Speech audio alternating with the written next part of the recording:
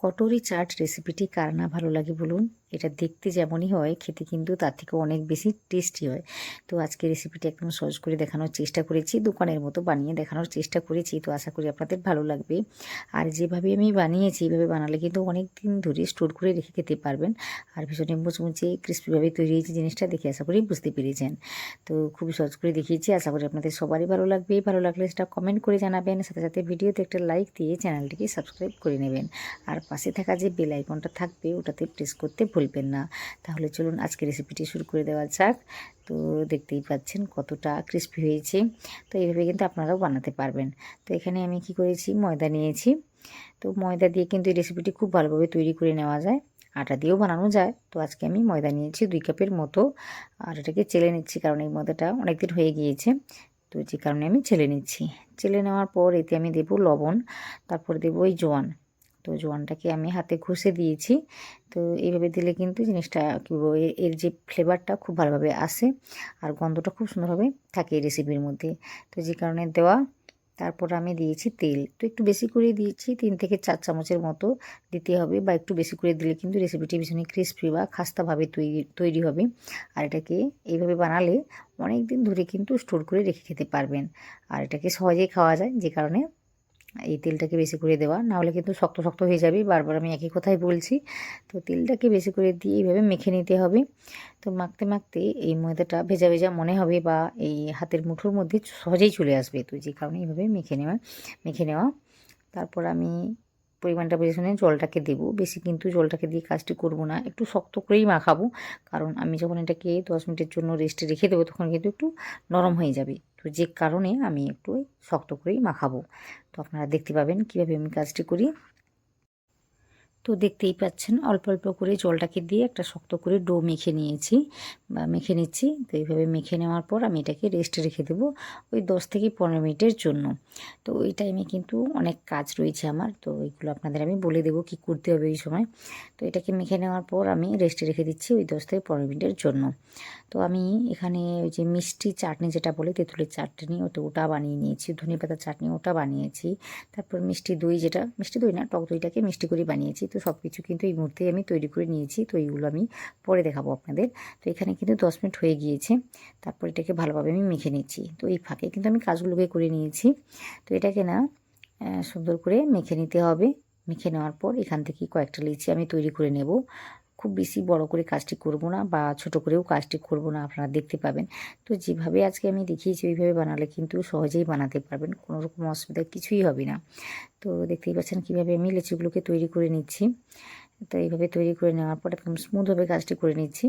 তারপরে এইগুলোকে না একটু বেলে নিতে হবে, বেলে নেওয়ার পর কাজটি করে নিতে হবে। না হলে একটা কাজ করা যায়, একদম বড় করে লিচিটাকে তৈরি করে নেওয়ার পর বেলে নেওয়া যায়। তারপর গ্লাস বা কিছু একটা দিয়ে গোল করে কেটে নেওয়ার পর রেসিপিটি সুন্দরভাবে তৈরি করে নেওয়া যায়। তো আজকে আমি এইভাবেই দেখিয়েছি। তো আশা করি আপনারা সবাই পারবেন। তো মোটামুটি লুচির আকারে বা তার থেকে একটু বড় করে বেলে নিতে হবে।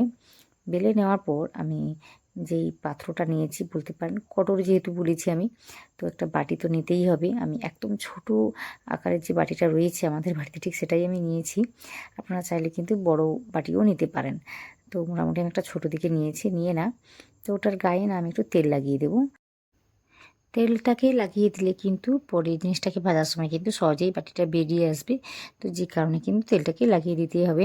দেওয়ার পর না এইভাবে আমি শেপটাকে দিচ্ছি, কারণ এই সামনের দিকে কিন্তু অনেকটা বেড়ে গিয়েছিল। তো যে কারণে আমি একটা এইভাবে শেপ দিয়ে ফেলেছি। তো এমনিতে রেখে দিলেও হতো, তো একটা শেপ দিয়েছি, এতে কিন্তু দেখতে ভালো লাগবে, যে কারণে এইভাবে একটা শেপ দিয়েছি আমি। তো দেখুন কত সহজে একটা কটরি আমি তৈরি করে নিয়েছি। আরও একটা কটরি আমি তৈরি করে আপনাদের দেখাচ্ছি। তো একই রকমভাবে আর একটা লিচি নিয়ে আমি বেলে নিচ্ছি। বেলে নেওয়ার পর তারপর ওইভাবে একটা আমি কটরি বসিয়ে দিয়ে কাজটি করে নেব। তো খুব সহজেই কিন্তু রেসিপিটি তৈরি করে নেওয়া যায়। তো এখানে না আমি একটা কাজ করতে ভুলে গেছি। তো কোনো কিছু দিয়ে না এর মধ্যে একটু ছিদ্র করে দিতে হবে, এতে করে কিন্তু আর এই যে লুচির মতো যে পুরিগুলো আমি বেলেছি ওইগুলো কিন্তু পরে ফুলে যাবে না। তো এটা অবশ্যই করে নেবেন। এখানে আমি একদম ভুলে গিয়েছিলাম, যে কারণে আমি ওই ছিদ্রগুলো করতে ভুলে গিয়েছি। তো অবশ্যই এই কাজটি করে নেবেন, কোনো একটা কাঁটা চামচ দিয়ে বা সূচ দিয়ে কাজটি করে নিলে কিন্তু সহজেই হয়ে যাবে। তো আরেকটা আমি তৈরি করে নিয়েছি, একটা না কয়েকটা আমি তৈরি করে নিয়েছি। তো এখানে তেলটাকে ভালোভাবে গরম করে নেওয়ার পর আমি এইভাবে একটার পর একটা ছেড়ে দেব। তো এইভাবে কাজটি করে নিতে হবে। আমি খুব বেশি কিন্তু তেলটাকে গরম করে নিইনি, প্রথমের দিকে মোটামুটি একটু গরম করে নিয়েছি, তারপর এইভাবে দিয়ে তেলটাকে না ওই বাটির মধ্যে দিয়েছি। তো এইভাবেই তেলটাকে দিয়ে কাজটি করলে কিন্তু ভিতর থেকেও সুন্দরভাবে ভাজাটা হয়, তাছাড়া বাটিটা সহজেই ছেড়ে যায়। তো আপনারা দেখতে পাবেন। তো দেখতেই পাচ্ছেন, এইভাবে আমি কাজটি করে নিচ্ছি। খুব সহজে কিন্তু এই রেসিপিটি তৈরি করে নেওয়া যায়। আমি বারবার একই কথাই বলছি। তো যেভাবে আমি দেখাচ্ছি এইভাবে ভেজে নিলে কিন্তু এই কটরিগুলোকে অনেক দিন ধরে রেখে খেতে পারবেন। খেতে বেশ ভালো লাগে এই রেসিপিটি। তো যে কারণে অনেকগুলো ভেজে কিন্তু রেখে দিতে পারেন। তো আমি 4টে দিলাম, দিয়ে না এভাবে তেলটাকে উপর থেকে ছড়াচ্ছি আমি। তো এইভাবে কাজটি করলে কিন্তু বাটিটি সহজেই বেরিয়ে আসবে, আপনারা দেখতে পাবেন। তো খুব বেশি একটা সময় লাগে না, অল্প সময়ের মধ্যে কিন্তু তৈরি করে নেওয়া যায়। ফ্লেমটাকে মিডিয়ামে রেখে কাজটি করবেন, খুব তাড়াতাড়ি কাজটি হয়ে যাবে। তো আজকে আমি ছোট ছোট বাটি নিয়েছি, কারণ আমার কাছে তেলটা বেশি ছিল না, তো এই পরিমাণ তেলই ছিল। তো যে কারণে আমি ছোট ছোট বাটিগুলো নিয়েছি। তো আপনারা চাইলে কিন্তু বড় বাটি নিয়েও কাজটি করতে পারেন, তাতে কিন্তু দেখতে ভালো লাগবে। তো যাই হোক, মোটামুটি এইভাবে বাটিগুলোকে দিয়ে কাজটি করেছি, আর এইভাবে তেলটাকে দেওয়ার কারণে কিন্তু সহজেই বেরিয়ে এসেছে, দেখতেই পাচ্ছেন। তো এইভাবে মোটামুটি গ্যাসের ফ্লেমটাকে মিডিয়াম রেখে আমি ভেজে নেব, একটু লাল করেই ভেজে নিতে হবে। এতে করে কিন্তু জিনিসটা বেশ ক্রিস্পিভাবে তৈরি হবে, খেতে বেশ ভালো লাগবে। আর তেলের পরিমাণটা আমার আগে থেকে দেওয়া ছিল, তো যে কারণে এটা বেশ খাস্তাভাবেও তৈরি হবে, সহজে কিন্তু আমি খেতে পারবো। নাহলে কিন্তু শক্ত শক্ত হয়ে যায়, তখন ভেঙে খাওয়া যায় না। তো একটু বুঝে শুনে কাজটি করে নিলে কিন্তু রেসিপিটি সহজেই তৈরি করে নেওয়া যায়।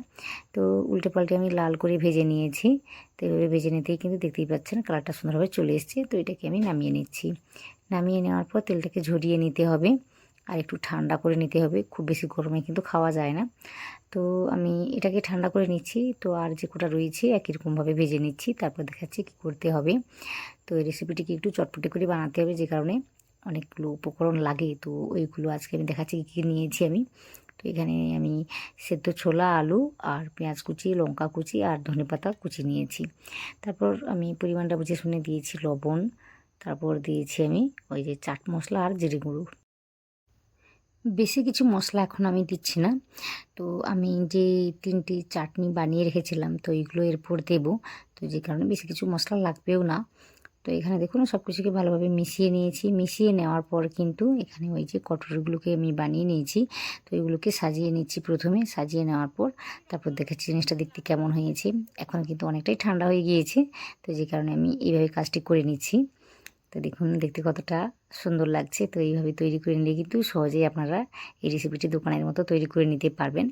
তারপর ওই যে আলুর পুরটাকে বানিয়ে নিয়েছিলাম বা চাটটাকে বানিয়ে নিয়েছিলাম, ওটাই আমি দিচ্ছি।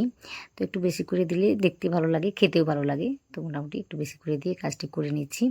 করে নেওয়ার পর না ওই যে দেখুন দইয়ের যে চাটনিটা, ওটা আমি দিয়েছি।